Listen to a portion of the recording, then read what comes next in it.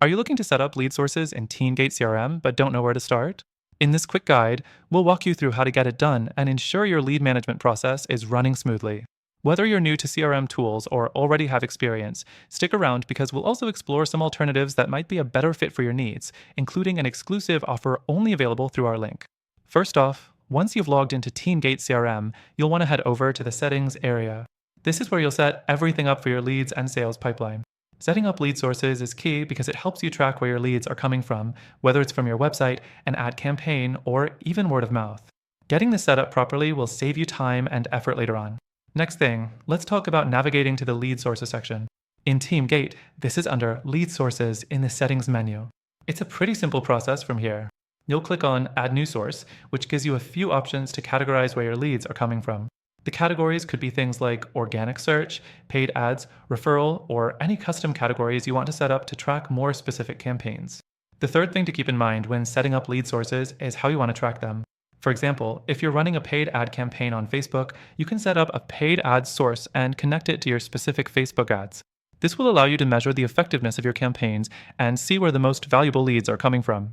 Now, once you've added your sources, the next thing is ensuring your sales team knows how to track and manage these leads properly. TeamGate allows you to assign these lead sources to specific deals, making it easy to see which leads have the highest potential. However, don't forget that you also need to follow up with these leads, and that's where the CRM's pipeline system comes in handy. The fifth thing I want to mention here is integration. TeamGate integrates with multiple tools like email and calendar systems, which means you can set reminders and automatically trigger follow-ups for your leads. This takes some of the manual work out of the process, and you'll end up with a smoother lead management experience overall. But here's the thing. While TeamGate is decent for tracking lead sources and setting up pipelines, it might not be the best fit for everyone. If you're looking for a more robust and user-friendly CRM, there are alternatives that could be better suited for your needs.